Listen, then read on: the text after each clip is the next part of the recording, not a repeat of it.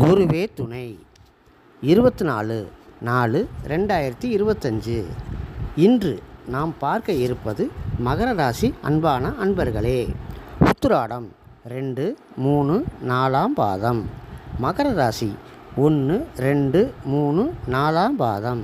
இதில் உத்திராட நட்சத்திரத்தில் பிறந்தவர்கள் திருக்குற்றால ஈஸ்வரருக்கு ஜாதகத்தை கொடுத்து வில்வ மாலை, தேங்காய் பழம் அர்ச்சனை செய்யவும். உத்திராட நட்சத்திரமோ அல்லது பிறந்த கிழமையோ அர்ச்சனை செய்ய முழு பலன் கிடைக்கும். நினைத்த காரியம் வெற்றியடையும். அரசாங்க உத்தியோகத்திற்கு எதிர்பார்ப்பவர்களுக்கு வேலை கிடைக்க வாய்ப்பு உள்ளது.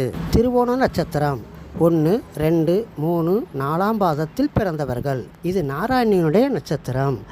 கடலூர் மாவட்டம் ராஜேந்திரப்பட்டணத்துக்கு அருகில் உள்ள எருக்கத்தம்புலியூரில் சுவாமிக்கு ஒரு அர்ச்சனை செய்யவும்.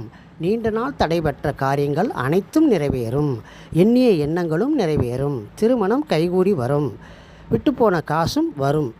அங்கு செல்ல இயலாதவர்கள் அருகில் உள்ள பெருமாள் கோயிலுக்கு சென்று துளசி மாலை, தாமரைப்பூ, டைமண்ட் கல்கண்டு, கிஸ்மிஸ் கொடுத்து ஒரு அர்ச்சனை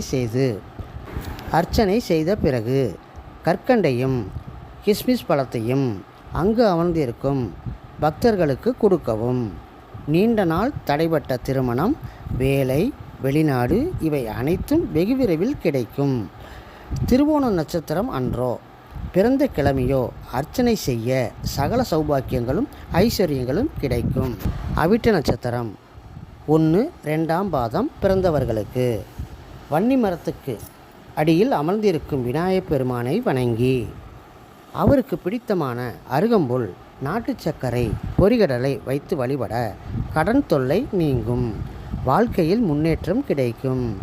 அவிட்ட நட்சத்திரத்தன்றோ அல்லது பிறந்த கிழமையோ அல்லது வெள்ளிக்கிழமையோ சங்கடகர சதுர்த்தியோ இதில் ஏதாவது ஒரு நாள் தேர்ந்தெடுத்து நாட்டு சர்க்கரை, பொரிகடலை வைத்து வழிபட நிம்மதி ஏற்படும். சகல சௌபாக்கியங்களும் கிடைக்கும்.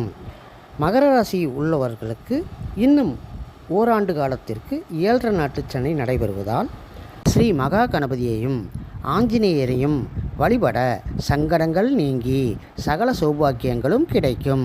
ஐஸ்வர்யமும் பெருகும். வேறேதேனும் கேள்விகள் இருந்தால் கமெண்டில் தெரிவிக்கவும். நான் வீடியோவில் பதிலளிக்கிறேன். சுபம்.